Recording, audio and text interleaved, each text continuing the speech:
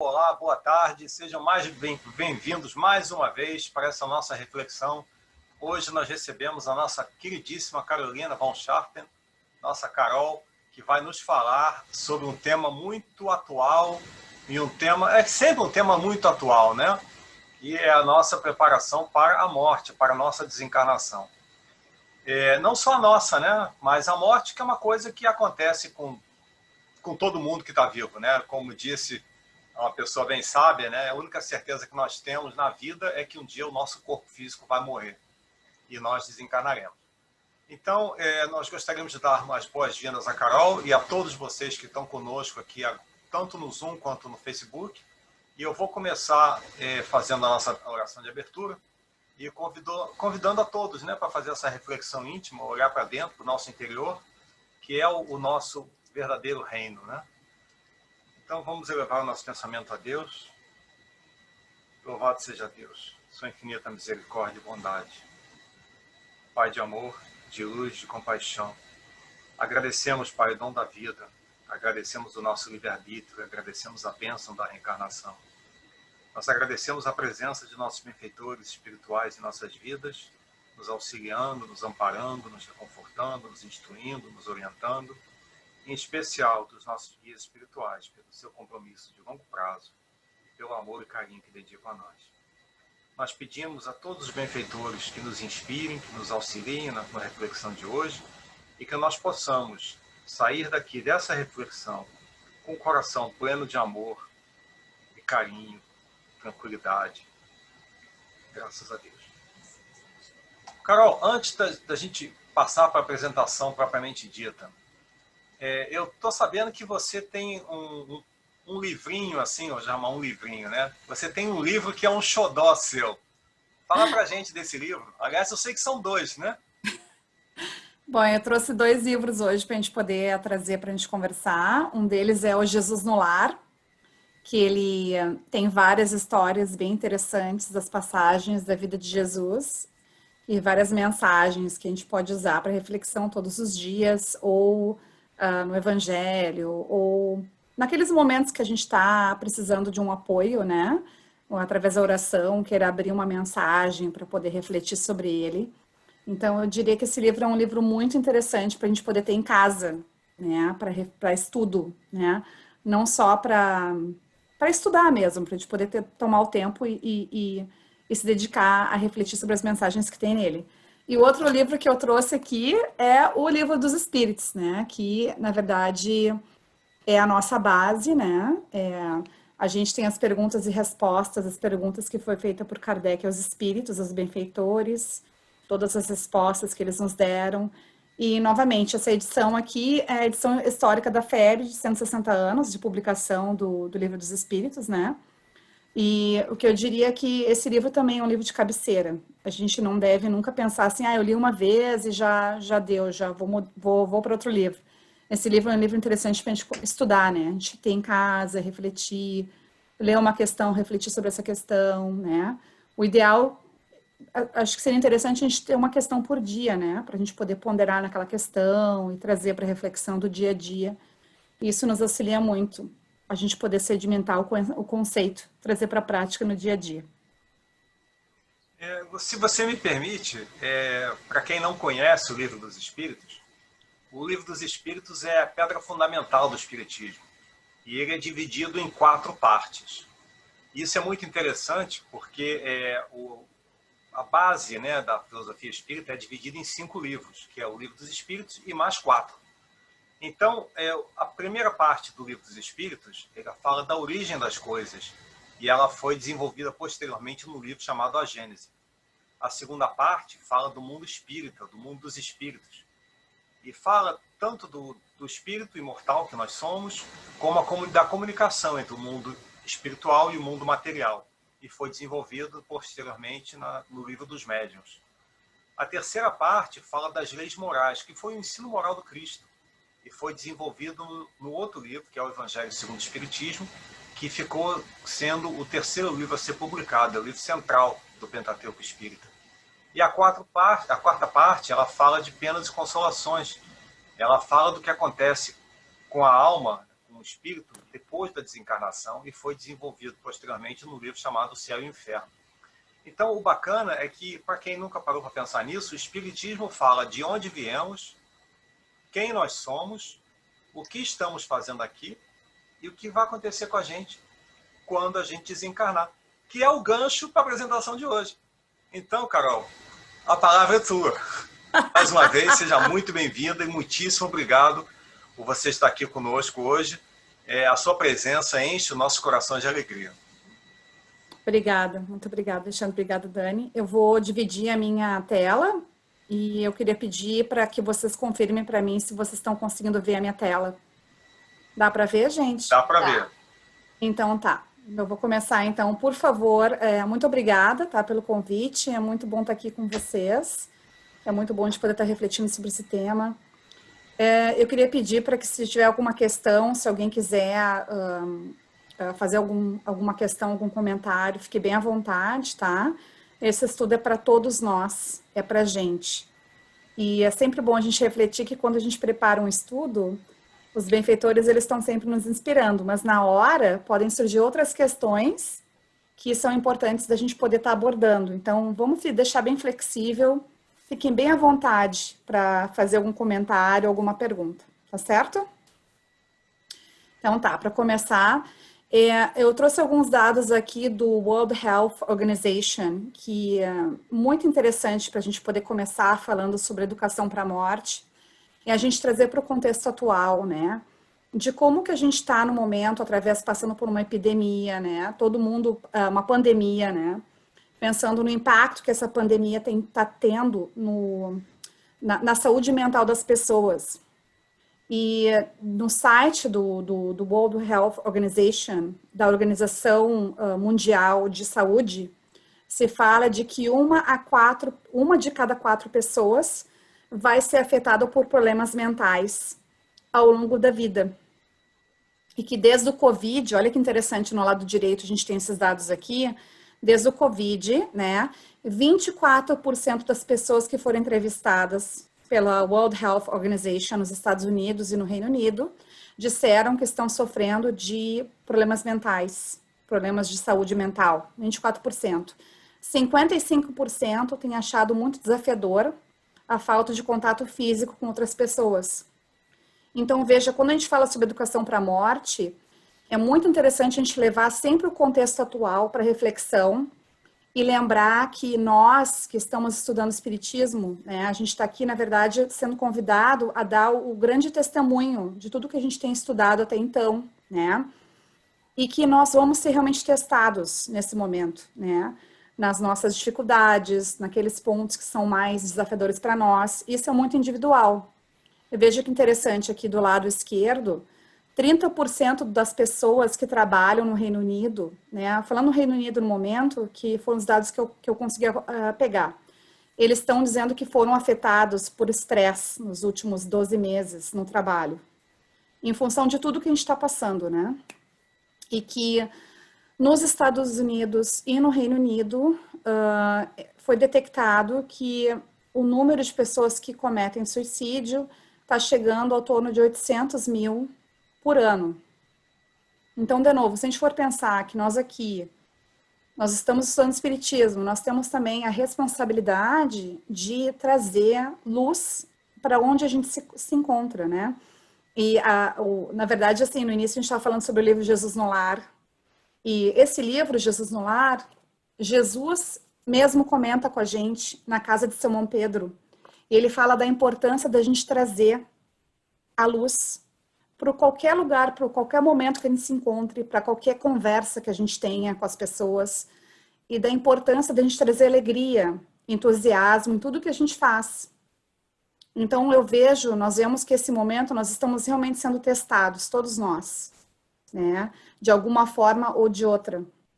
Então, vale a pena a gente poder pensar em como que a gente está se comportando internamente através dessa pandemia, qual que é o nosso papel na sociedade, como espíritas, o que a gente pode fazer para trazer mais alegria para nós e para aqueles que estão ao nosso redor, que nós temos um dever, sim, moral, né, de iluminar os corações de onde a gente se encontra. Olha que interessante também, falando que 56% das pessoas entrevistadas se sentem mais ansiosas depois da pandemia, né? 31% das pessoas estão tendo dificuldade para dormir. E que 42% das pessoas acreditam que não são merecedoras de ajuda. Ou seja, muita gente sofrendo em silêncio. De novo, se a gente for pensar sobre a questão da educação para a morte, né? Vale a pena a gente também refletir sobre o conceito de educação e o conceito de instrução. Quando a gente pensa assim, o que é educação, né? Então, educação, ela vem do latim chamado educere, que quer dizer conduzir para fora, né? E dentro de educar e dessa questão da educação, então o sentido, o significado da palavra está ligado à ação de formar, de instruir e de guiar seres. Mas vale a pena lembrar que quando a gente pensa no aspecto de educação, de direcionamentos de hábitos adquiridos, que é o que Kardec nos fala, né, que a gente aprende com Kardec dentro do Livro dos Espíritos, é através da observação no nosso campo íntimo, de como que nós nos encontramos, para que através da observação de como que nós estamos, na autorreflexão, a gente consiga então perceber como que nós estamos para fazer a mudança de dentro para fora. A instrução é diferente, porque eu posso usar, por exemplo, uma receita de bolo, eu posso me instruir através de uma receita de bolo para fazer um bolo, né? E é diferente, porque vem de fora para dentro, enquanto que a educação é um processo de dentro para fora. Lembrando que nós, como seres imortais, né? A gente está aqui justamente para desenvolver duas asas, a asa intelectual e a asa moral, né? Como os benfeitores nos comentam isso no Livro dos Espíritos. Mas a gente está sendo convidado a exercer o desenvolvimento das demais faculdades que nós temos como ser imortal. E esse que é o processo da educação, que é diferente de instrução. Instrução é justamente isso, é o ato de instruir. Ou seja, nós instruímos alguém a fazer algo. Enquanto que a educação é um processo interno que nos ajuda a refletir de dentro para fora, para que quando o fator externo apareça, nós tenhamos ferramentas morais internas para que a gente possa se posicionar com relação ao externo. Então, essa que é a grande diferença. Instrução vem de fora, enquanto que a educação é um processo interno, que vai nos ajudar a nos capacitar para lidar melhor com aquilo que acontece que vem de fora do campo externo. Então, a instrução, sim, é adquirir conhecimento. Então, conhecimentos técnicos. Conhecimento é importante? Claro que é. A gente precisa muito trabalhar através da instrução. Mas é muito importante a gente levar para a prática do dia a dia, para reflexão, para processo de autoeducação, de autorressignificação, para que com isso a gente possa desenvolver a educação, que é um processo de dentro para fora. Então, existem muitas diferenças entre esses dois conceitos, né? Quando a gente pensa, Kardec nos fala, no Livro dos Espíritos, que a educação é o conjunto dos hábitos adquiridos. Vale a pena lembrar que nós somos seres imortais, nós viemos aqui, reencarnamos aqui na Terra, já temos um histórico, uma bagagem de seres milenares. Então, nós temos, sim, já hábitos adquiridos dentro de nós, né, através do nosso histórico de ser imortal, o nosso perispírito, nosso campo perispiritual. Então, existem, sim, hábitos ali dentro de nós. Mas através da autoobservação, através da autorreflexão, a gente pode sim começar a perceber onde que nós nos encontramos para nos dar conta disso, para que de dentro para fora a gente consiga fazer o processo de educação. Então, são olhares diferentes, né? Muitas das vezes a nossa sociedade nos educa para instrução, olhar para fora, focar no mundo externo. Enquanto que a educação é um convite para o mundo íntimo, olhar para dentro, né? Através desses inúmeros hábitos que nós já adquirimos e como que nós podemos fazer para ressignificar, para modificar esses hábitos através do processo educacional. Então, no Consolador, Emmanuel já nos comenta que, de novo, pensando na questão da educação, né, para a morte, né? Que a melhor escola para a preparação de seres encarnados na Terra é o lar, né? Então, de novo, a gente falou bastante sobre Jesus no Lar no início, né? Esse livro que fala sobre o lar, que é um conjunto, é um local onde ali se encontram seres reunidos pela misericórdia divina, para que a gente possa estar constantemente se trabalhando, se reeducando, né?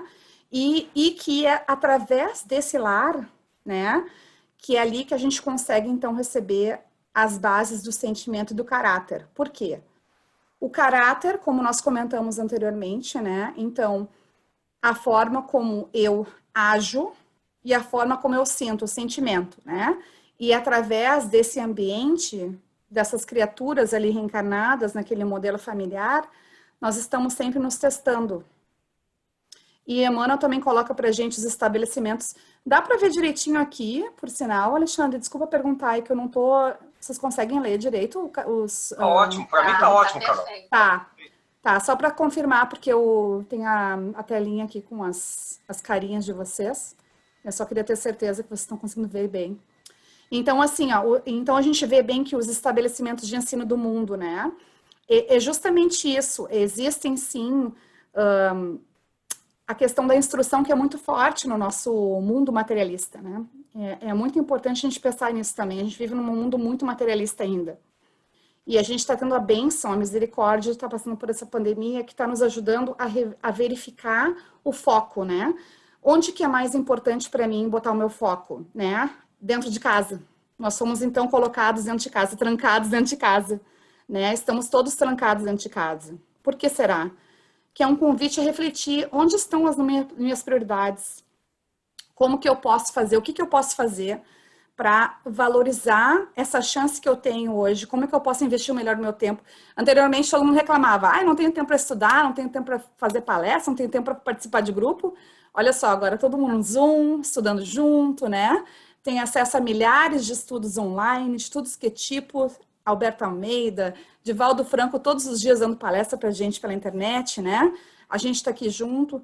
Então, veja como a gente não tem mais desculpa, né? Agora, a desculpa é porque eu não quero mesmo estudar, ou porque eu não quero me dedicar para isso, né? Então, veja que o mundo, ele nos educa para fora. Ele nos educa, não, ele nos instrui para fora. Enquanto que a família nos auxilia a nos reeducar com relação às reais questões internas que a gente está sendo convidado a trabalhar no dia a dia. Pode falar, por favor. Deixa eu te fazer uma pergunta, Carol.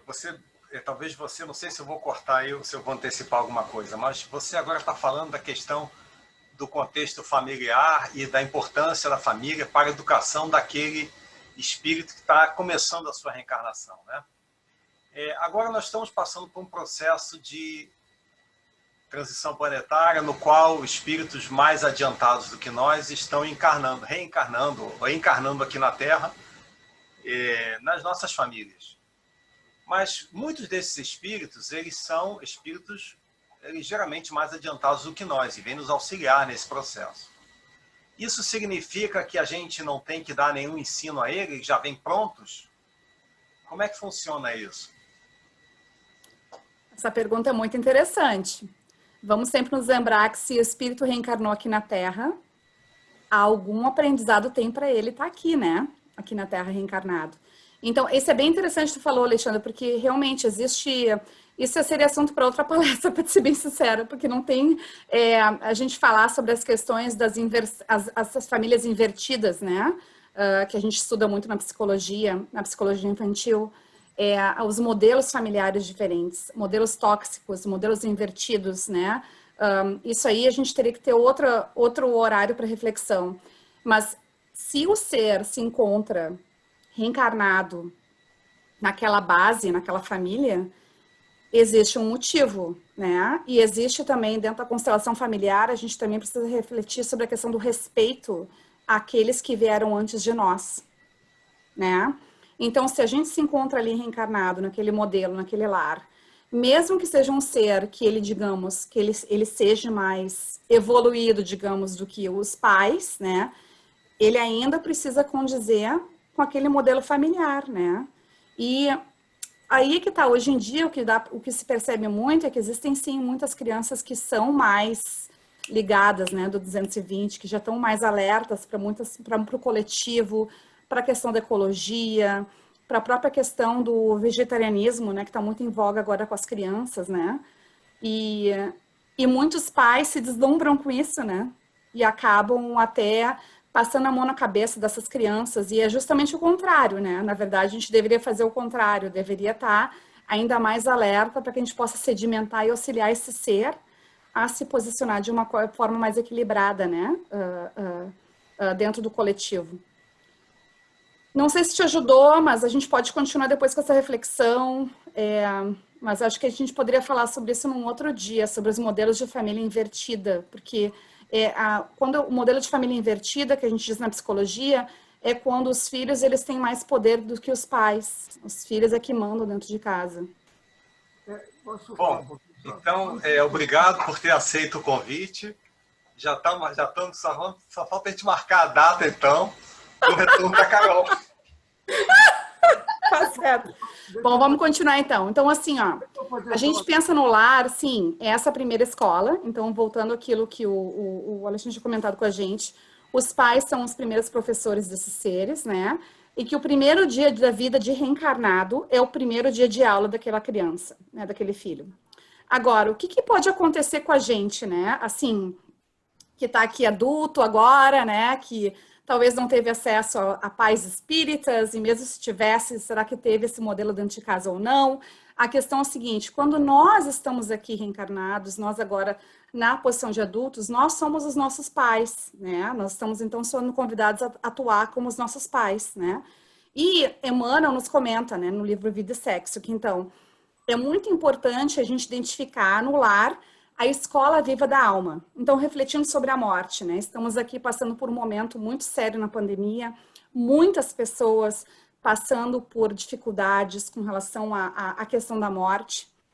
Então, vale a pena a gente refletir se o tema da morte, ele me toca muito profundamente, é porque algo ali é convidado a ser mexido, né? Escola viva por quê? Porque é um constante aprendizado. E se por acaso existe algum tema que ele está sendo mais desafiador para mim, é o tema que a vida está sendo me convidando a trabalhar no momento. E nós sabemos também que viemos de uma cultura onde o tema morte não é muito abordado dentro de casa. Mas é a questão mais certa, que todos nós sabemos que vamos passar por isso em algum momento, né? Existe coisa mais certa do que a morte, gente? Não existe, né? Agora, por que isso está nos tocando tanto agora? Porque ele está evidente através da social media, ele está evidente através de pessoas que nós conhecemos, que têm passado por questões, né? Dentro de casa, com parentes que ficaram doentes, né? Ou pessoas próximas que ficaram doentes e morreram, né? Desencarnaram, né? Então, esse tema, ele está mais em voga agora, porque ele está tocando na gente, porque talvez a gente não tenha refletido sobre ele antes. Então, por isso que é uma escola viva. A escola viva para nós é a escola viva da alma. Então, é um convite que Emmanuel nos faz para que a gente possa refletir sobre isso, né? Essa questão aqui que eu queria trazer para nós refletir, a gente já tocou um pouquinho no assunto, mas basicamente dentro do lar, ainda mais pensando na questão da pandemia, nós então nos reencontramos com seres simpáticos e antipáticos a nós, né? Então, dentro de Obreiros da Vida Eterna, André Luiz nos comenta isso, do convite ao trabalho constante com esses seres que são simpáticos e antipáticos a nós, dentro de casa. E vale a pena lembrar isso também para aqueles que moram com pessoas que talvez não sejam da própria família, né? Que existem casos de pessoas, por exemplo, que estão morando com amigos, que sabemos de casos de pessoas que se divorciaram durante a pandemia, que tiveram que continuar morando junto, dividindo a casa com uma pessoa que estava junto num relacionamento, mas que não está mais, né? Casos de irmãos, né, que moram junto. Então, a gente vê que, na verdade, essas simpatias e antipatias, existe um porquê da gente ser colocado naquele núcleo, naquele momento, com aqueles seres, né? Então, de novo, se a gente for pensar na escola viva da alma, por que nós estamos passando por um momento de reflexão com relação à morte, convivendo entre quatro paredes com essas pessoas que me são simpáticas ou antipáticas? Qual é o aprendizado para mim, né? Por isso que é importante a gente estar constantemente refletindo sobre o significado de tudo que nos acontece no dia a dia, né?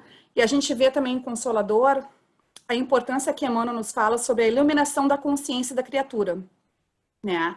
Ele justamente fala sobre a questão da tarefa da cristianização e a importância que o Evangelho nos traz, dentro desse livro, de iluminar as nossas consciências, da gente poder estar constantemente refletindo naquilo que nos acontece, nos ciclos da vida que estão sendo abertos e fechados, né? E a importância de trazer essa reflexão para o nosso progresso espiritual. Porque se algo nos acontece, ou se existe, no caso, um momento de morte dentro da minha família, nesse momento, existe um porquê da gente estar passando por isso, e existe um ensinamento para nós. Mas vale a pena cada um de nós refletir por que isso me toca? Ou por que isso me incomoda? Ou qual que é o aprendizado para mim?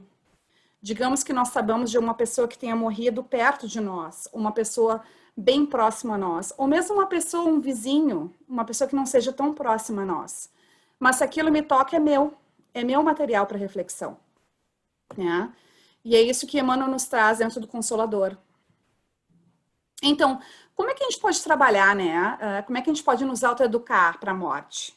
Fica justamente essa reflexão. Digamos que a gente não tenha tido acesso a uma educação na fase infantil com relação à morte.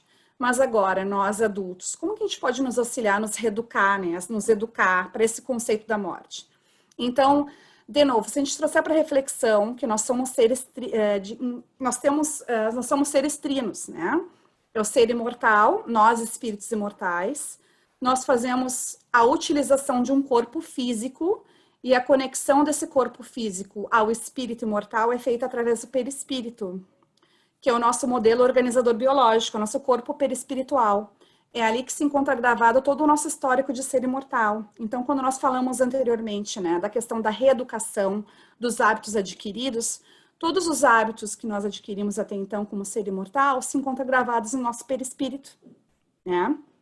Então, nós podemos, sim, estar constantemente fazendo adequações, modificações, ressignificações, através do nosso corpo físico. O nosso corpo físico também vai fazer modificações no nosso perispírito, modificações em nós como seres imortais, e nós nos preparando constantemente, né, evoluindo.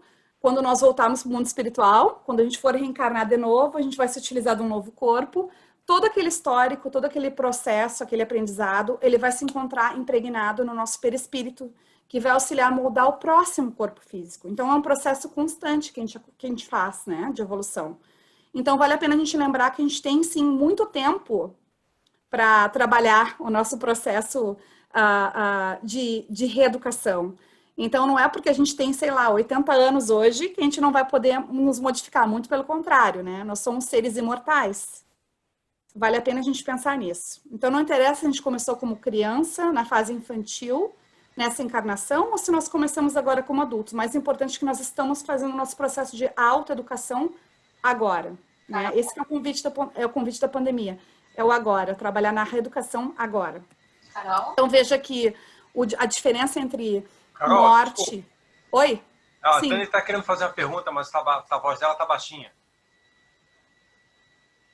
Posso fazer um comentário? Sim, por favor.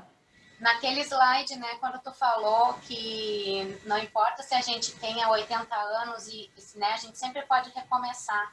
É interessante isso, né? Porque isso é muito libertador na nossa consciência, na nossa vida. Porque às vezes a gente chega a uma idade X ou Y, tanto faz, e a gente sente aquela angústia de não ter conseguido fazer o que gostaria de ter feito e fica frustrado, aí começa a adoecer, porque a gente está indo contra a nossa natureza criativa, né? Que vem de Deus.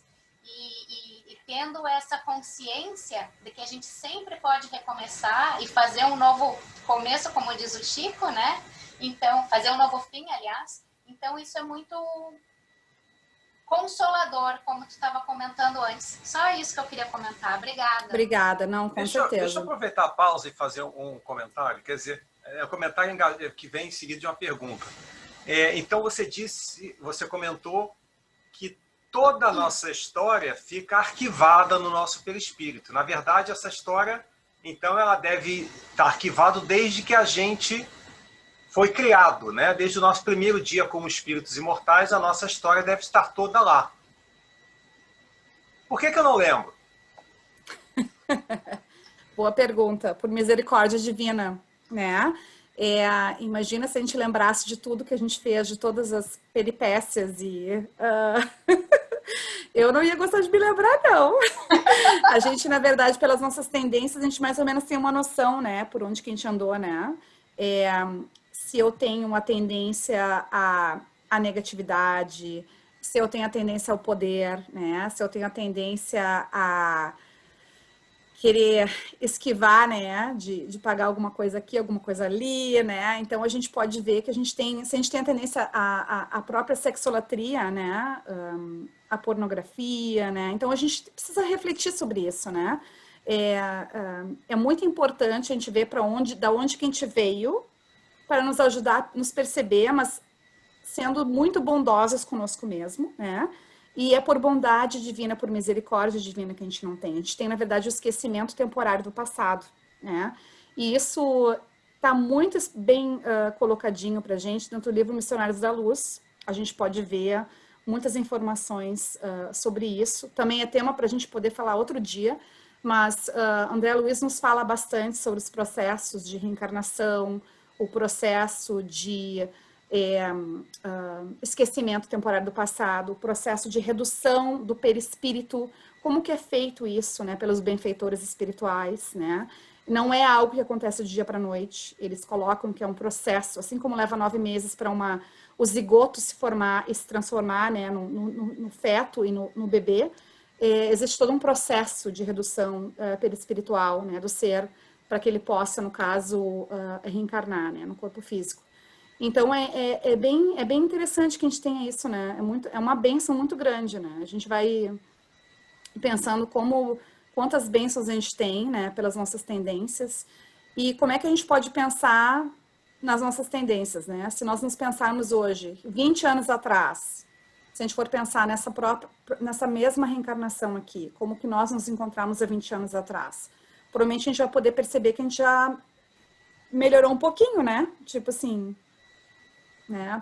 Se a gente for fazer um balanço, assim, pegar uma balança, né? Medir na balança, né? Tenho certeza que nós podemos, então, ver que a misericórdia divina, que é a nossa própria autoconsciência, a nossa consciência, o nosso inconsciente também, né? O nosso consciente é o zelador da casa, né? Da nossa grande casa de 50 andares, 1000 andares, que é a nossa inconsciente, né? Nosso inconsciente pessoal. Então, se a gente for pensar que dentro do nosso inconsciente pessoal existe tudo que nós passamos por essa existência, mas mesmo tudo que a gente passou por essa existência, a gente não consegue lembrar, né? Imagina de outras existências anteriores que se encontram no nosso inconsciente coletivo, como a gente fala dentro da psicologia, né? Então, veja que é uma misericórdia muito grande que a gente tem mesmo, de Deus, né? Divina. Eu não lembro o que eu comi no sábado passado, né? Para lembrar... mais tarde fica difícil, né? O Francisco está querendo fazer um comentário, mas antes de passar para ele, o seu microfone está em mute. Antes de passar para ele, eu queria fazer um comentário que o Alberto Almeida, ele comentou uma vez que a gente deve sempre olhar para o nosso passado, pelo retrovisor. Para a gente não ficar preso nele. E não ficar buscando sempre voltar para o passado, né? Porque o passado passou, a gente tem que seguir adiante, né? Posso fazer um comentáriozinho? Pode fazer, claro. Obrigado.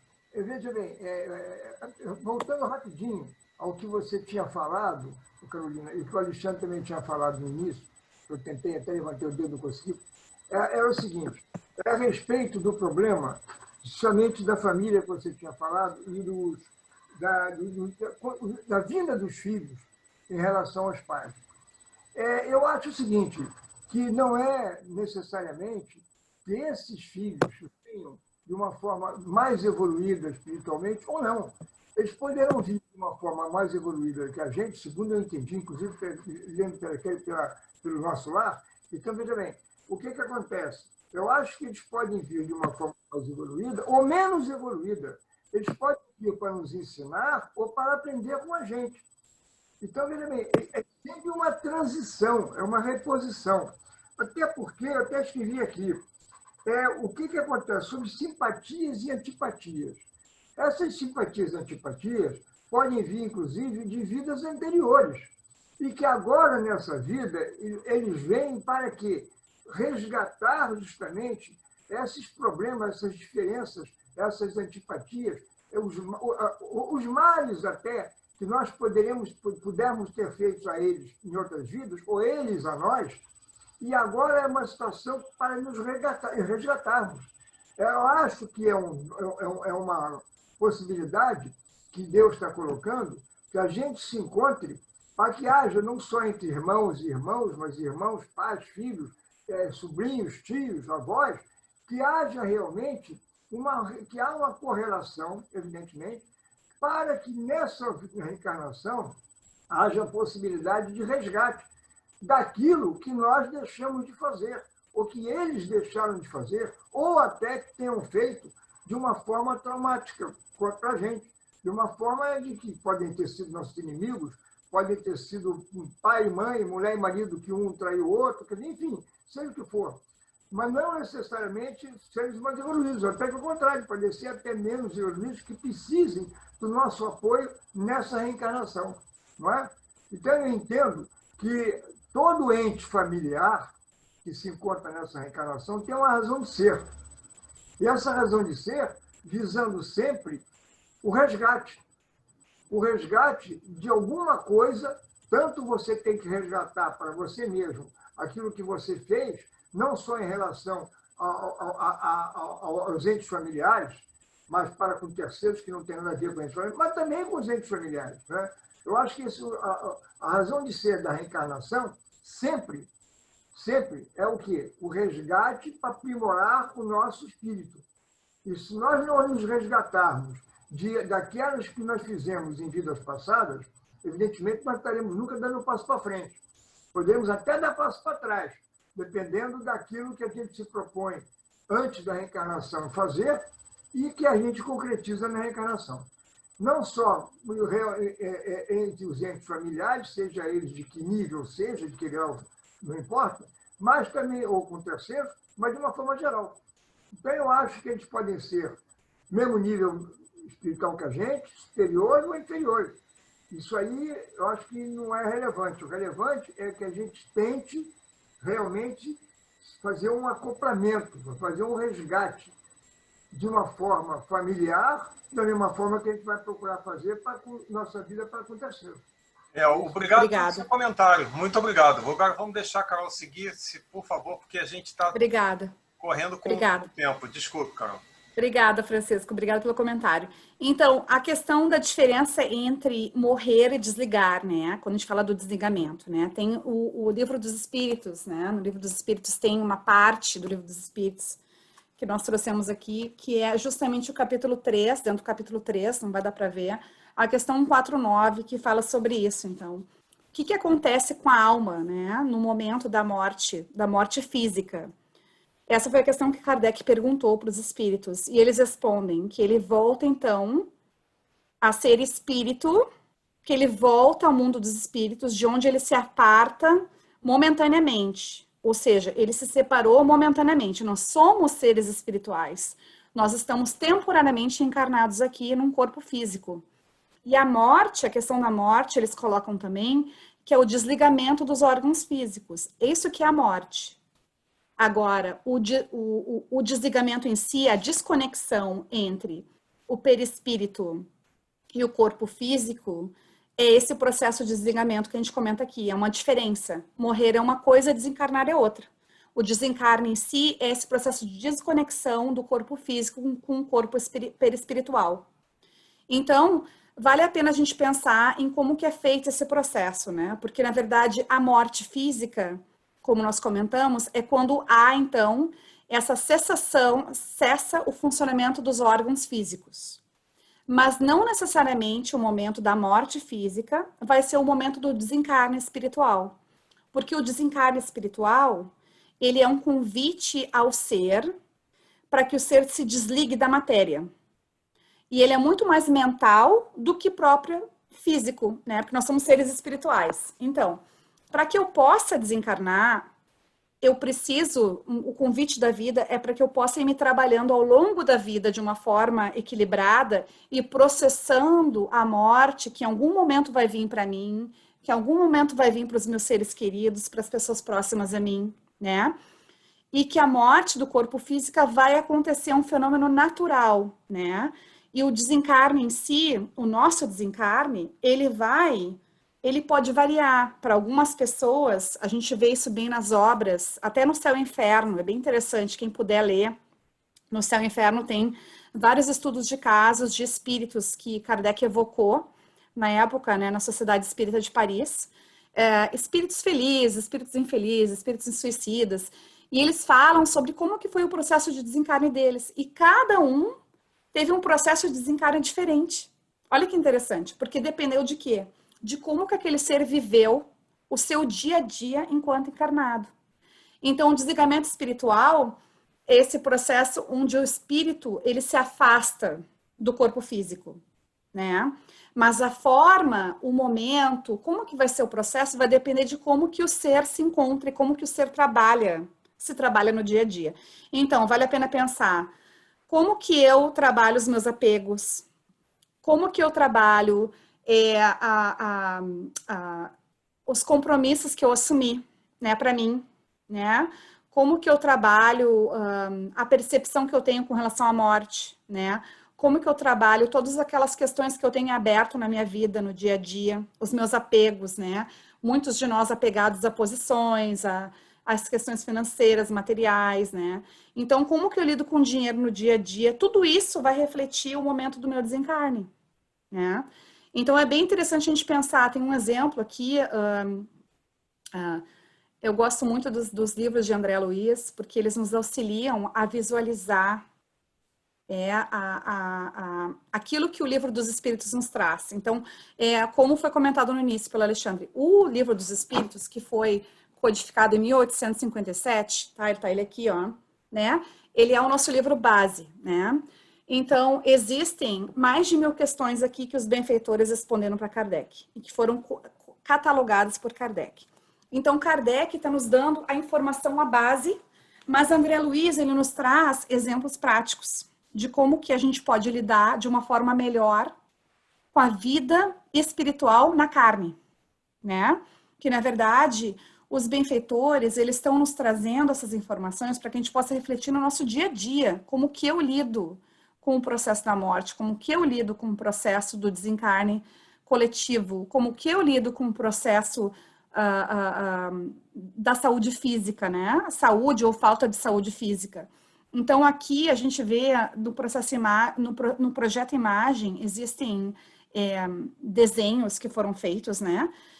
E que nos auxiliam a visualizar esses livros de André Luiz. E um desses desenhos, que é esse desenho que está sendo dividido aqui, a gente pode ver que existe um espírito, não sei se dá para perceber ali, que ele continua ligado através daquele cordão do silver cord, do cordão fluídico de prata, né, ao caixão, a pessoa que se encontra no caixão. Dá para ver isso, gente?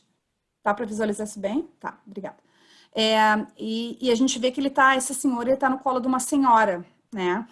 Então, esse espírito aqui, que é Otávio, né, é um dos casos desse livro.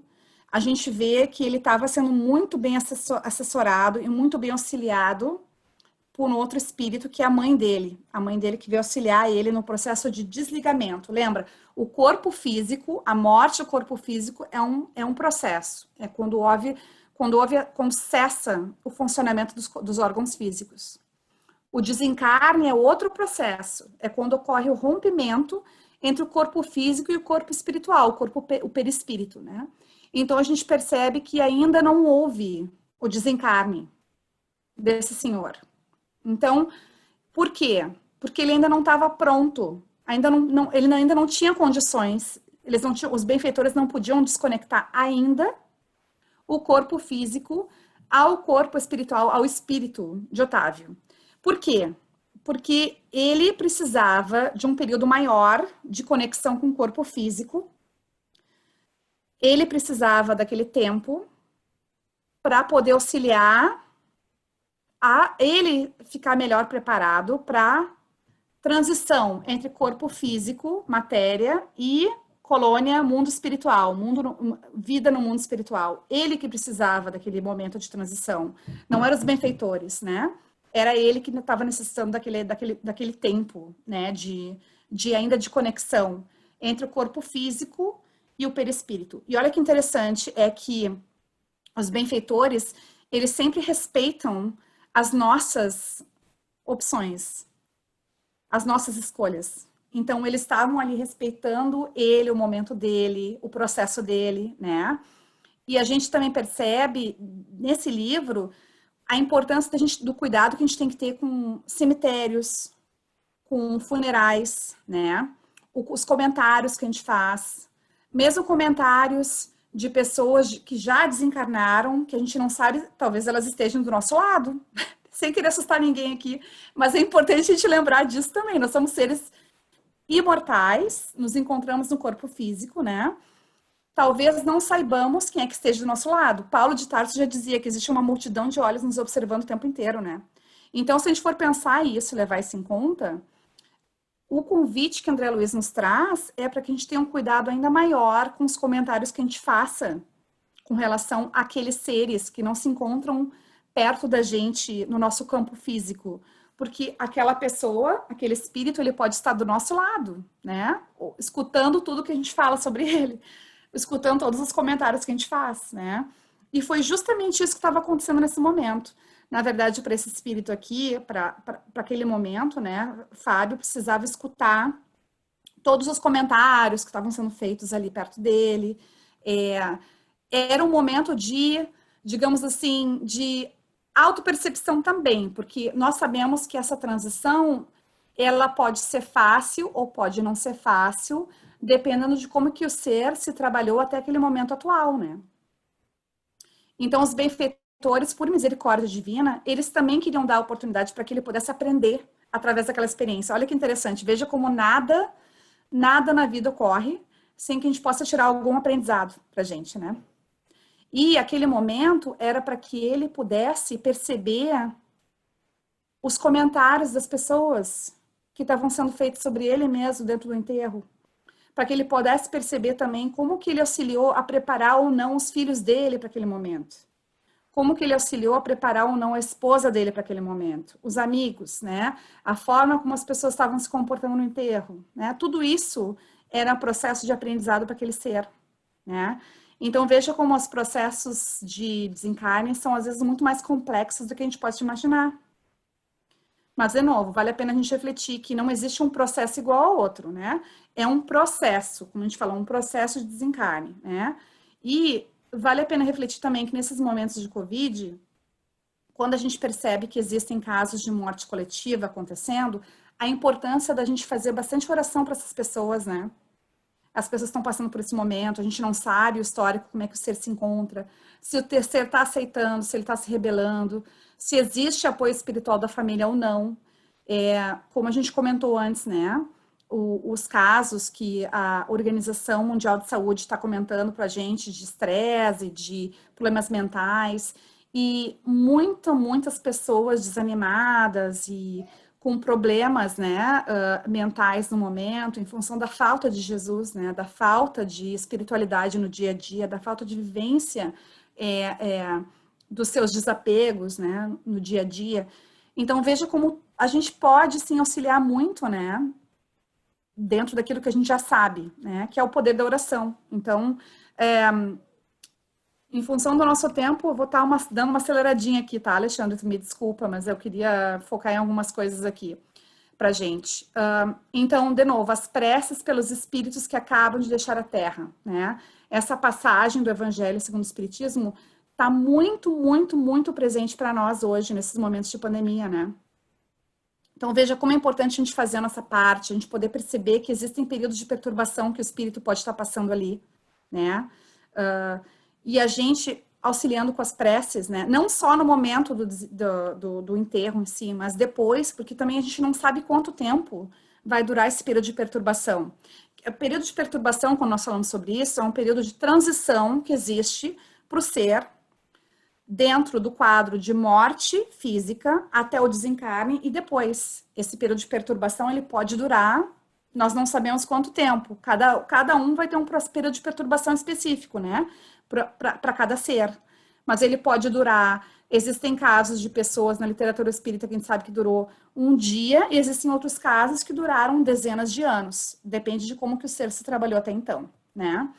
Então, vamos pular isso aqui um pouquinho, mas assim, basicamente, de novo, só para nos lembrar que como que a gente pode estar trabalhando os conceitos de morte no dia a dia com aqueles seres que estão ao nosso redor, não só as crianças, mas como também os nossos, aqueles que se encontram, que nós somos responsáveis, né, pelo auxílio no dia a dia, não só filhos, mas netos, né, André? Trabalhar os netos, auxiliar, né, trabalhar também a questão das influências, né, os professores também. Como que a gente pode estar auxiliando esses seres que estão sendo nos convidados, estão sendo nos entregues pela vida para auxiliar? No Evangelho segundo o Espiritismo, a gente vê que, novamente, Kardec ele nos coloca, né, da importância de nós auxiliarmos as pessoas a se tornarem homens de bem, né? Então, aqui na Inglaterra, a gente sabe que existem muitas restrições, às vezes, para se falar sobre o nome de Jesus, né? Infelizmente, né? Em função do nosso histórico aqui. A gente pode, sim, auxiliar de outras formas. Se a gente não puder usar a palavra Jesus, a gente auxilia de outra forma. Auxilia na reflexão, na autorreflexão, né? Que vai estar auxiliando o ser a procurar despertar para a autoeducação. Se a gente puder falar de Jesus, melhor, né? Porque a gente tem tantos exemplos que Jesus nos trouxe para nos auxiliar a trabalhar, né, dentro do Evangelho, a autorreflexão. Mas se não pudermos, sempre nos lembrar que a gente está aqui para convidar a transformar as pessoas em homens de bem e mulheres de bem. Esse que é o grande fundamento do nosso trabalho, da nossa missão dentro da educação, né, de seres. Não só da paternidade ou maternidade responsável, mas também da influência responsável por aqueles seres que são que são convidados a entrar no nosso caminho. Então, aqui a gente fala bastante sobre a questão da família, né, dos compromissos, mas, de novo, se a gente for poder pensar dentro do aspecto da pandemia, do porquê que a gente se encontra morando com as pessoas que a gente se encontra morando, né, não só a questão de pessoas de família direta, mas também amigos que se encontram com a gente, ou até das próprias relações de trabalho, né, nesse momento que está tão atual e tão pertinente, tão borbulhante, né? Vale a pena refletir sobre a convivência, como é que é a nossa convivência no dia a dia, como é que nós estamos lidando com os nossos compromissos, né? Tudo isso vai estar refletindo no nosso processo de desencarne também, né? As nossas inimizades, né? Amores mal resolvidos, olha que interessante, isso aqui na verdade foi Sueli Caldas Schubert que nos trouxe, né, nesse livro, Mediunidade e Obsessão em Crianças, mas vale a pena pensar sobre a questão da obsessão em geral, né? Porque, de novo, o nosso processo de desencarne, ele vai estar ligado a como que nós lidamos com os nossos quadros no dia a dia. Então, quais são os compromissos que nós assumimos? Quais são os afetos de ontem? Como que eu lidei com eles? Eu lidei bem, eu não lidei, né? Como que nós tratamos as nossas melindres, né? Eu sou uma pessoa melindrosa, não sou? Eu consigo trabalhar...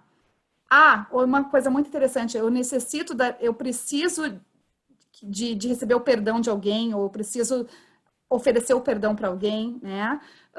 Será que existem convites aí para que eu possa estar revendo relações, né? Será que não existe alguma pessoa que eu tenho que talvez dar uma ligadinha para pedir desculpa, né? Será que não existe algumas mal entendidos no meio do caminho que a gente está sendo convidado a trabalhar agora, ainda mais nesse momento de pandemia, né? Que a gente está vendo tantas pessoas passando por grandes mudanças, né? Será que não existe algumas pendências aí que a gente possa estar sendo convidado a trabalhar, né? Que daí tudo isso vai facilitar no nosso processo de desencarne, né, gente? Digamos assim, quanto mais eu me resolver, melhor vai ser o meu desencarne. Então, vale a pena pensar quais são as pendengas que eu ainda tenho para resolver, né? Tudo isso vai estar nos auxiliando para que a gente possa ter uma transição melhor para o mundo espiritual, né? Então, como nós vivemos o nosso mundo, no mundo material, vai ser como nós estaremos transitando para o mundo espiritual. Que, na verdade, nós não mudamos muito, né? Isso que a gente aprende dentro de Nosso Lar, né? No livro Nosso Lar, de André Luiz, a gente vê isso bem, né? que é um período de transição, sim, mas nós não mudamos muito, né? Quando a gente está aqui na matéria e a gente volta para o mundo espiritual, não existe, assim, uma transição gigante, né? Nós ainda estaremos com os mesmos tipos de pensamento, de reflexões, né? Até no livro Voltei, a gente aprende, né, com o irmão Jacob, né, que ele chegou lá no mundo espiritual, super, hiper, mega feliz, assim, agitando o coreto, achando que estava abalando, né, com uma bela de uma luz saindo do peito, nada. E aí olhou para o lado, olhou para o outro, a filha dele veio receber ele, e aí ele se deu conta que estava todo mundo conseguindo ler os pensamentos dele. E aí a vergonha bateu. Então veja que interessante como a gente continua, nós continuamos os mesmos, né? Então é muito importante a gente continuar refletindo no dia a dia, quais são os tipos de forma de pensamento que nós alimentamos também.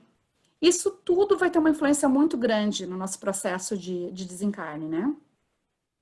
E o Evangelho no Lar. Muito interessante isso, a gente poder trabalhar os estudos do Evangelho em casa. Novamente, pensando que nós aqui somos convidados a nos tornarmos pessoas de bem. Sabemos também que existem famílias, né, situações onde as pessoas não podem estar falando Evangelho no lar. Tudo bem, vamos usar livros, então, educativos.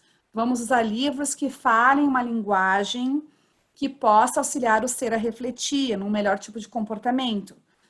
Por que estamos falando isso? Porque não são todas as famílias que podem estar abordando, né, o tema Jesus de uma forma tão aberta como muitas famílias espíritas podem fazer. Não importa, a questão é fazer um momento de reflexão na família, um momento de oração, um momento de paz, onde a gente possa estar conversando sobre assuntos que sejam relevantes para os seres que se encontrem ali, né? E isso vai estar auxiliando para que exista um tratamento espiritual em todos os seres que estão habitando naquele lar, né? Naquela família. Né? E tô ciente do meu tempo, Alexandre, tu me para aí, tá? Se precisar, tá bom? Por favor. Não se preocupa, pode deixar que tá bom. Só tem mais 2h30. Tá bom. Então, Obreiros da Vida Eterna. Olha, esse livro aqui, eu diria que é um dos meus livros preferidos, porque ele fala de 5 casos de desencarne, são muito interessantes, tá? Todos bem diferentes. São pessoas que tinham mérito para ter bastante auxílio para o processo de desencarne delas, tá? Bem cientes disso. Os benfeitores passam uma semana colaborando no desencarne desses seres. E é muito interessante de ver que cada um teve um processo bem diferente e bem único de desencarne. E bem único de auxílio também, porque os benfeitores eles tiveram que vir à Terra, tiveram que acompanhar eles por um período grande de tempo para ver como que eles poderiam estar auxiliando aqueles seres a passarem pelo processo de desencarne. De novo, a morte do corpo físico é uma coisa, o desencarne é outro. E esse livro ele nos mostra bem, na prática, como é que funciona. Então, aqui nessa casa, a gente vai ver aqui a casa de Fábio, tá? A gente está vendo aqui a quantidade de benfeitores que se encontram na casa. Não sei se vocês conseguem ver aqui, tem vários benfeitores aqui, tem outras pessoas que vieram ali, porque ele tinha muitos méritos, ele era uma pessoa que era uma fiel seguidora dos compromissos assumidos, era um pai de família muito dedicado, ele auxiliou a estar preparando a esposa e os filhos também para aquele momento. Ele tinha muito mérito no sentido de que ele procurou se autoeducar no dia a dia, mas também auxiliar aqueles seres que estavam em volta através do seu próprio exemplo. Não só das palavras, mas do seu próprio exemplo, né? E a gente pode perceber também que a esposa se encontrava muito preparada para aquele momento. Os filhos, obviamente, muito tristes, mas estavam consolados, porque eles tinham na verdade, dentro deles, o conhecimento, sabiam que eles iriam se reencontrar um dia, né? E a gente vê também que nesse livro, né, SOS Família, a Joana nos fala bastante sobre a questão dos recursos do Evangelho para que a gente possa trabalhar a paz e a concórdia dentro de casa, dentro dos corações. E foi justamente nesse exemplo de Fábio, foi o que ele fez, né? Ele foi, como ele teve, na época, ele teve tuberculose, né? Então, ele não foi, assim, uma morte rápida, um processo rápido de cessação do corpo físico dele, né? ele pôde ir preparando a família aos poucos, né? Gradativamente conversando sobre isso. De novo, vale a pena a gente refletir sobre isso. Nós não sabemos quando que vai ser a morte do nosso corpo físico. Por que que a gente não fala sobre esse assunto, né? Porque a gente acha que vai viver para sempre? Né? Por que que a gente não se prepara, né? Por que que a gente não faz um testamento, não deixa as coisas combinadas, entendeu? É tudo tão mais fácil quando a gente deixa as coisas preparadas, né? Para aqueles que ficam, né? Por que que a gente não faz isso? Né? Por que que a gente não faz? Porque a gente tem medo, né? Ou porque é um processo desconhecido para nós. Porque, de novo, o esquecimento temporário do passado, nós já passamos por isso, né? Anteriormente, mas não está na nossa consciência, nós não lembramos que a gente passou por esse processo, né? Então, veja que a gente acaba evitando falar de uma coisa que vai acabar acontecendo inevitavelmente, né? Então, quanto mais a gente puder preparar, quanto mais a gente puder deixar tudo certinho para quem fica, menos desequilíbrio, menos trabalho para nós também, porque pensa, quando a gente vai para o mundo espiritual, a gente está passando pelo processo, a morte física aconteceu, a gente voltou, nós vamos continuar pensando naquilo que ficou para trás, né? Puxa, eu podia ter feito, podia ter deixado um testamento, eu podia ter dito para o fulano se eu queria ser enterrado, se eu queria ser cremado, aí eu podia ter dito se eu queria uma árvore, eu não queria árvore, eu queria ir para um jardim, entendeu? Tipo assim, o que eu queria que as minhas coisas, o que fazer com as minhas coisas físicas, né? E veja que às vezes a gente deixa, são coisas que são inevitáveis, mas a gente acaba deixando para o último momento para resolver. E aí o que acontece é que aqueles que ficam para trás acabam tendo que decidir por nós, né? Como seria bom se todo mundo pudesse preparar, né? Assim, em advance, né? Antes do tempo, deixar tudo pronto.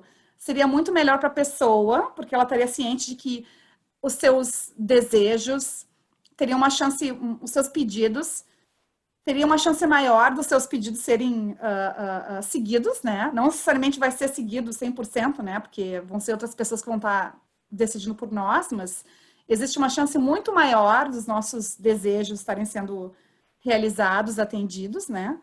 Enquanto que se a gente não deixa nada por escrito, acaba que outras pessoas vão ter que resolver por nós, né?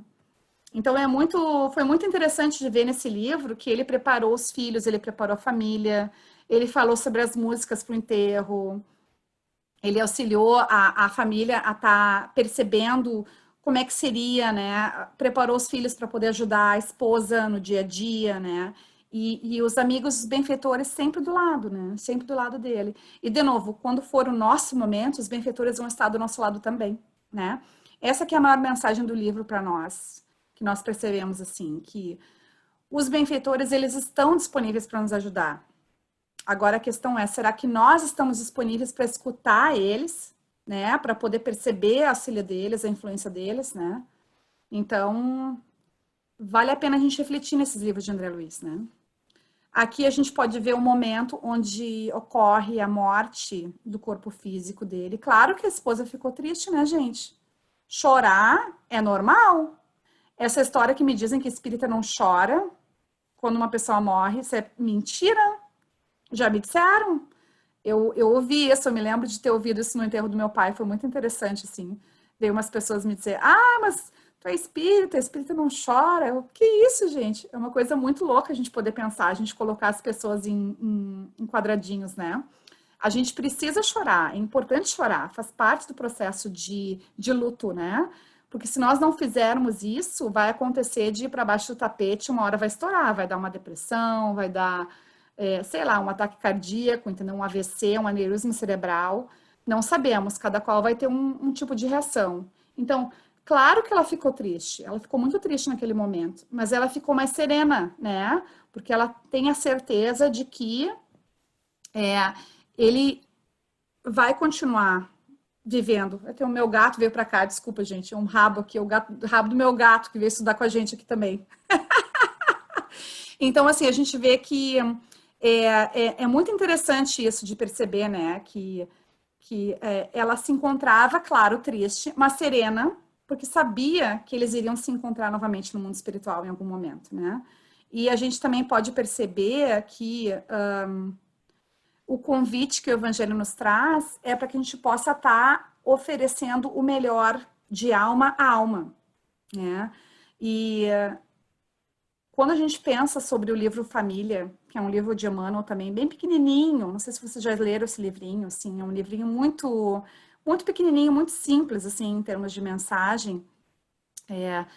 Eu gosto muito de Emmanuel porque ele usa palavras, ele faz analogias, assim, a questões simples do dia a dia, que nos auxiliam nos tocam muito o coração, né?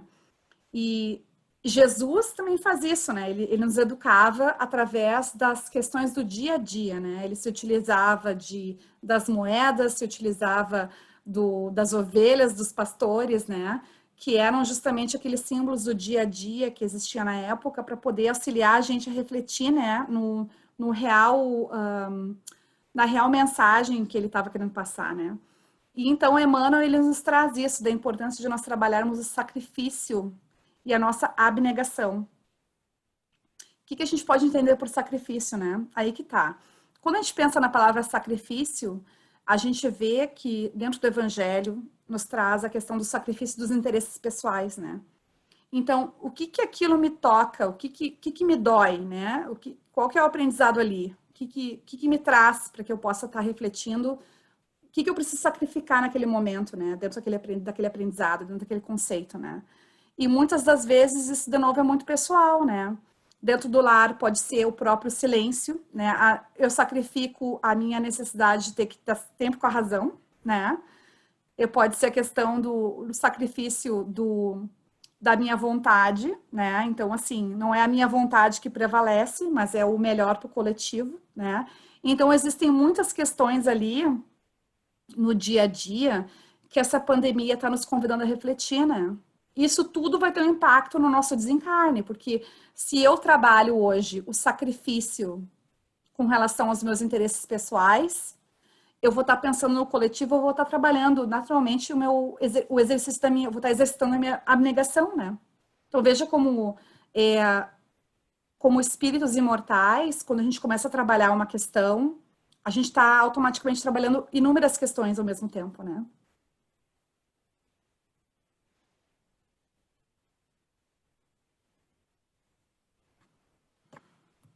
Era isso que eu tinha que comentar com a gente hoje. Desculpa o tempo, gente, passamos um pouquinho. Alguma questão? Algum comentário? Gostaria de comentar, em primeiro lugar, Carol, de te dizer muito obrigada. Muito obrigada, um tema muito atual para nós, um tema super relevante para nós como espíritos imortais, né? Antes a gente estava comentando que por que que isso deveria ser um assunto qual fosse muito natural a nossa conversa desde pequeno, né? Porque a única coisa certa, né, que a gente sabe que vai acontecer conosco durante a nossa reencarnação, né? Que a gente vai voltar para o plano espiritual, né? Que é a nossa casa verdadeira, vou dizer assim, porque aqui é só temporário, né? E então, muito obrigada, é uma alegria para os nossos corações mesmo, né? Ter compartilhado esses momentos contigo. Tem alguns comentários aqui que eu gostaria de ler, da Elza. Ela falou no início, né, que ela não pôde ficar até o final. Decidem coisas, estava falando sobre os filhos, né, da questão das famílias invertidas, quando tu falou. Decidem coisas, etc., mas é importante a importância da educação para os espíritos que recebemos, e são meio recrudescentes.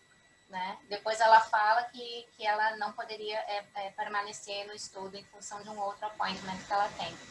E eu gostaria de trazer, só para nossa reflexão aqui, que na realidade espírito nenhum regride. E isso não é o que eu acho. Isso foi dito pelos espíritos, no Livro dos Espíritos, onde Kardec colocou na questão 118. Podem os espíritos degenerar, isto é, regredir? Não. À medida que avançam, compreendem o que os distanciava da perfeição. Concluindo uma prova, o espírito fica com a ciência que daí lhe veio e não a esquece. Pode permanecer estacionário, mas não retrograda. Não tem muito a ver com o tema, né, educação para a morte, mas eu achei importante porque eu acho que eu ouvi um comentário antes aqui que o espírito regredia e na verdade não. Então, Da minha parte seria isso. Mais uma vez, Obrigada, muito Dani. obrigada. O Léo colocou um comentário aqui, né? Preciso de respeito nesses ambientes, né, Léo? Seria com relação ao cemitério Seria cemitérios ou funerais? Qual a tua... Sim, sim. Seria naquele momento que você falava do cemitério, dos velórios, hospitais. Eu acho que o respeito ao outro, né, é muito importante, né? O próprio Divaldo fala do silêncio mental também, né? Se a gente não consegue o mental, pelo menos o físico, né? É gradativo isso, né? É tão importante, né? E rapidinho, eu sei que o São Francisco quer falar também.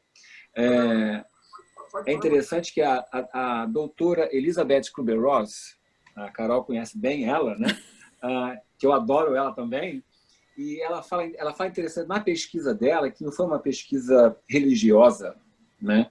A pesquisa das pessoas que estavam prestes a morrer ou próximas da morte. Então, o que ela notou? As pessoas que não eram tão presas à matéria não tinham tanto medo desse processo quanto as pessoas que eram mais escravas da matéria. A questão o problema não é o material. O problema não é minhas 200 bolsas, 300 sapatos. Já é um exagero. A questão não é essa. A questão é, eu me escravizo a eles ou não? Ou eu estou preparado para deixá-los e seguir meu caminho? Né? Esse é o convite, né? Diário, né? É isso que eu queria falar. Muito bom te ver, Carol. Muito bom te ver também, amor. Muito bom. Desculpa, eu só queria, antes de passar a palavra, o meu pai está querendo fazer um comentário, só antes de passar a palavra, deixa eu só fazer um comentário que tem a ver com isso que foi falado. A questão da perturbação, né? Bom, primeiro, né, essas questões aí de funeral, de situações de sofrimento, a gente precisa lembrar que o espírito desencarnado, eles percebem os nossos pensamentos. Então, mesmo que a gente não fale mal, a gente pensando o que a gente, né, vibra e emite, está sendo percebido por eles. Então, é a questão da gente se policiar e não ficar emitindo essas vibrações que nos envenenam, né? Na verdade, exatamente. O primeiro a passar mal pelos meus maus pensamentos sou eu mesmo, porque toda a energia que uma antena transmite passa pela antena. Então, essa é uma questão. E a outra questão que a Carol comentou da perturbação, o último livro ditado por André Luiz, E a Vida Continua, virou filme. E nesse filme, ele mostra dois espíritos, um encarnado como homem, outro como mulher, que desencarnam e eles são levados para um hospital espiritual e só depois de bastante tempo é que eles podem saber, eles sabem, descobrem, é dito a eles, que é revelado a eles que eles tinham desencarnado. Porque muitas vezes a gente não está preparado para esse choque, né? E aí fica naquela questão que a Carol falou, fica por anos, às vezes até décadas, né? Desequilibrado, vamos colocar assim. Então, só queria fazer esses dois comentários. Pois não, São Francisco, pode falar. Rapidinho. Eu acho o seguinte, que se o princípio geral da reencarnação, pelo menos é o que eu entendi nos poucos livros que eu li, eu sou uma criancinha no espiritismo. E, na verdade, meu filho que me trouxe para participar mais da religião. O que eu agradeço profundamente ao Alexandre. Mas, pelo que eu entendi, o princípio fundamental da reencarnação é a remissão. Então, olha bem, se nós não nos redimirmos nesta vida, e segundo eu entendi também, a gente pede para vir a esse tipo de vida, a gente pede e nos é concedido pela graça divina, para fim de que nós possamos nos redimir, a razão primeira, no plano espiritual, é a remissão. O perdão, a remissão, e o entendimento e o fazer bem. Então, o que acontece é o seguinte, a Dani, desculpe, Dani, você acabou de falar dizendo que o espírito não regride. Eu acho o seguinte, se nós não nos redimirmos daquilo que nós nos propomos vir para nos redimir, se nós não regredirmos, estaremos estacionados. É que nem um aluno, bom aluno ou mau aluno. O mau aluno, se ele não passa de ano, ele vai repetir o ano que vem. Ele não consegue andar para frente, entendeu? Quer dizer, então, esse estacionamento espiritual, na qual a gente vai ter que voltar a cumprir a nossa missão de remissão, e que muitas vezes a gente, o que acontece? Aí entra a parte humana, não espiritual. A gente sabe que está errado, a gente procura desculpas para evitar essa remissão. A gente procura subsídios para nos desculparmos, eu não vou fazer isso, porque fulano, beltrano... Quer dizer, essas desculpas não existem. A gente vai ter que voltar atrás de qualquer maneira para nos redimir em outras vidas. Então, vamos procurar nos redimir nessa, para poder nos auxiliar, inclusive, né? O caminhar. Então, sempre do princípio do entendimento, da remissão e do perdão. Uma questão, Carolina, que você falou, muito importante, e que eu acho que eu vou fazer uma pergunta para um filme de reflexão geral. É sobre o desligamento espiritual. Que o desligamento depende de pessoa para pessoa, de espírito para pessoa, concorda? E aí eu entro no questionamento. E quando existe a cremação? Digamos que esse espírito não estava preparado para se desligar da matéria e é levado à cremação. Como é que fica isso? Essa foi uma ótima questão, São Francisco. Essa questão foi abordada no Pinga Fogo de 72, foi perguntado para o Chico, né? Justamente sobre a questão da cremação, né? Que, na verdade, ecologicamente falando, para o nosso planeta, o processo de enterrar, né, os corpos, ele não é o mais adequado, né, para a saúde física do nosso planeta Terra, né? Então, naquela época, na década de 70, foi quando começaram a se surgir, né, os crematórios, né, em São Paulo, né, no Brasil, e foi perguntado para o Chico, e ele comentou que quando a pessoa, até com relação à doação de órgãos também, né, é uma outra questão muito interessante que ele também respondeu. Ele respondeu as duas questões ali durante o Pinga Fogo, né? Com relação à cremação, a recomendação que nos foi dada pelos benfeitores é para que a gente espere 72 horas para que ocorra o processo de cremação do corpo físico, tá? Por que 72 horas? Que é para que justamente esse período de perturbação do espírito, para que não ocorra nenhum tipo de efeito, né, naquele ser que ainda continua ligado ao corpo físico, né? Então, os benfeitores, eles vão estar, no caso, auxiliando para que aquele ser, ele se encontre desconectado daquele momento de cremação do corpo físico, né? E existem casos que a gente sabe, dentro da literatura espírita, no próprio Céu e Inferno, a gente tem casos de pessoas que são os espíritos, não os felizes, né? Que os felizes, na verdade, eles conseguem acompanhar bem o processo de desligamento, de desconexão do corpo físico, sem problema nenhum. Eles podem até estar do lado do crematório ali, né? Tem um deles ali que um dos casos dos espíritos felizes, que é bem interessante, que a pessoa estava do lado no enterro, acompanhou tudo, levantou, a pessoa morreu, a pessoa já levantou, já desconectou, já acompanhou todo o funeral, todo o enterro, né? Isso já é um espírito feliz, né? Um espírito que realmente já vem de um grau de evolução maior. Mas dentro dos espíritos medianos, eles falam, tem casos de seres que eles morreram, nem sabiam que morreram, aí acordaram depois, nem sabiam onde é que o corpo estava, quer dizer, houve um processo de desconexão, de adormecimento daquele espírito que estava passando pelo processo do desencarne, né? Isso é possível, os benfeitores falam sobre isso também nesse livro, Obreiros da Vida Eterna, que a gente mencionou antes, né? Então, assim, com relação à doação de órgãos também, os benfeitores, eles sabem da nossa intenção. Sempre é importante lembrar que tudo na vida, os benfeitores nos colocam, depende da nossa pureza de intenção. Qual que é a real intenção por trás de tudo que a gente faz, de tudo que a gente fala, de tudo que a gente pensa, né? Isso está no Evangelho segundo o Espiritismo. A gente fala, se eu não me engano, no capítulo que fala sobre o perdão, fala qual é a real pureza, qual é a real intenção por trás, dentro de tudo que a gente faz, tudo que a gente pensa, de como que a gente age, né? Então, com relação à doação de órgãos também. Se a pessoa optar pela doação de órgãos, os benfeitores, eles vão estar ali nos auxiliando, porque nós temos a intenção de auxiliar outra pessoa, dar a vida, através do nosso corpo, auxiliar a vida de outro ser. Então, nós vamos também ter auxílio e mérito naquele momento. Os benfeitores vão estar com a gente não vai estar sentindo aquele processo. o que a gente observa,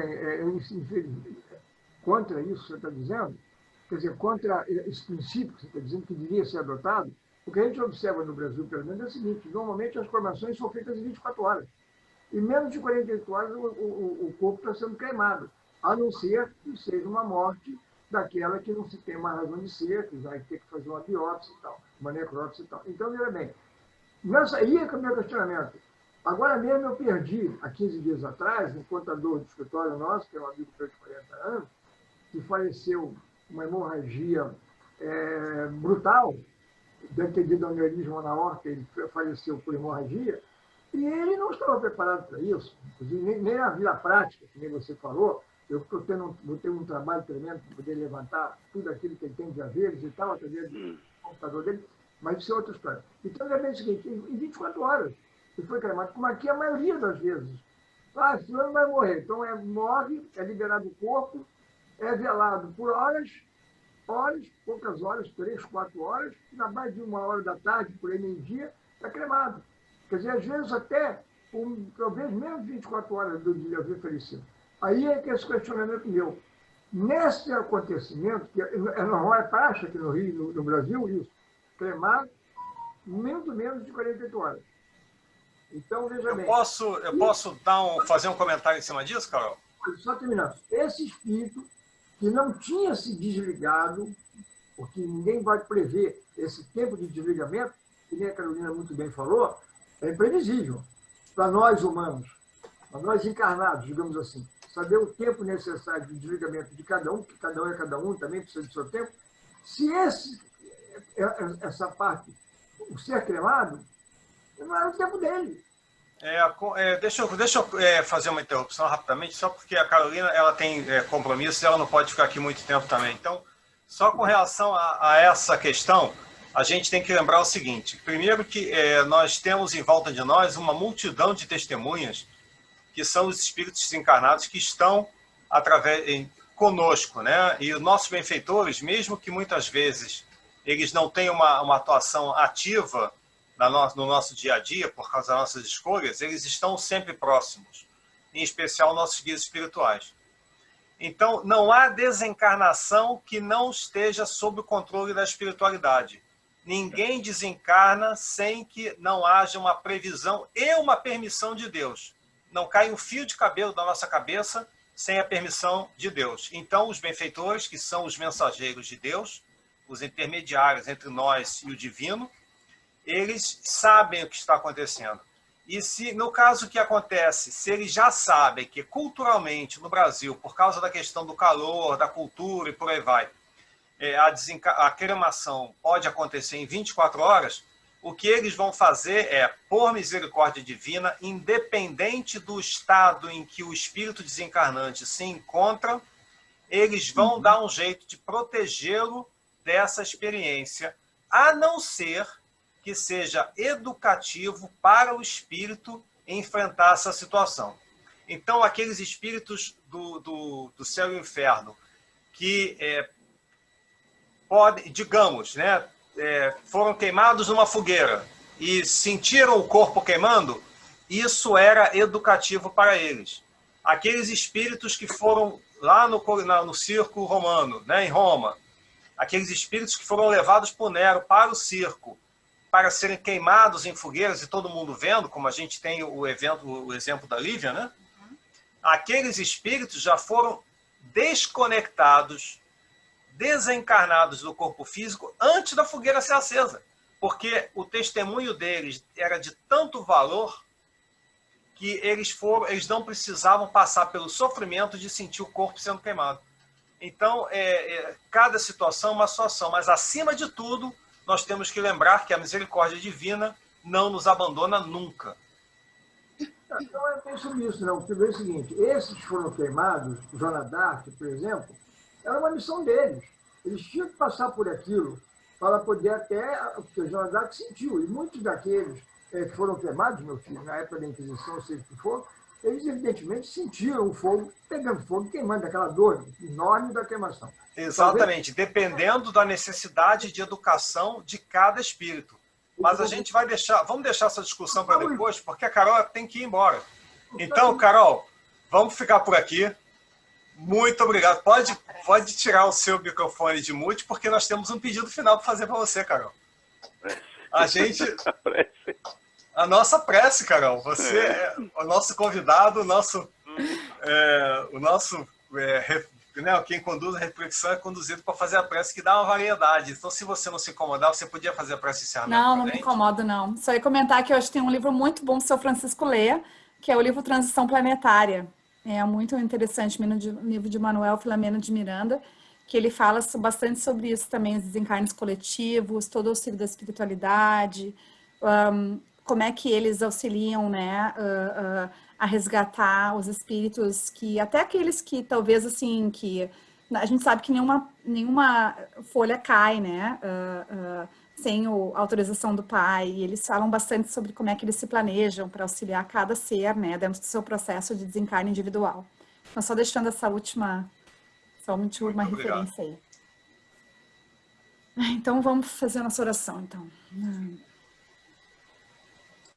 Levando os nossos pensamentos a Deus, agradecendo ao Pai pelo dia de hoje, pela chance de estarmos aqui conectados, juntos, tantos corações alegres e felizes, pelas lições que o Evangelho nos traz, pelas reflexões que o Livro dos Espíritos nos traz com relação à morte, sabendo que a morte é vida em abundância, como Jesus já nos ensinou há 2000 anos atrás, mais de 2000 anos agora.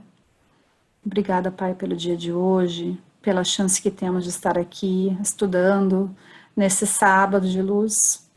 Gratos que somos pelos benfeitores que investem tanto em nós, que estão sempre do nosso lado, nos amparando, nos inspirando, torcendo para o nosso sucesso nessa reencarnação, cientes que estamos de que ainda temos muito que aprender, sendo muito gratos por esse momento na pandemia.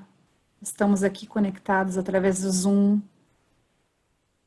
Graças ao Senhor temos a tecnologia para nos auxiliar, para que a gente possa estar aqui junto, reunidos, mesmo distantes fisicamente, mas juntos espiritualmente.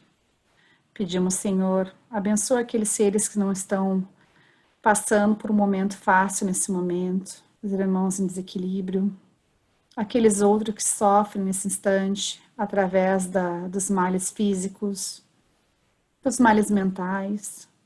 Auxilie os irmãos que estão passando por um momento de desemprego, momento de desespero. Sabemos que todos nós somos convidados a dar esse testemunho. Que eles possam, Senhor, ter os corações acalentados nesse instante, cientes que estamos de que existe muito trabalho a ser feito na morada do Pai, mas estamos aqui reunidos, formiguinhas que somos, cada qual procurando auxiliar no local onde fomos colocados, onde fomos inseridos.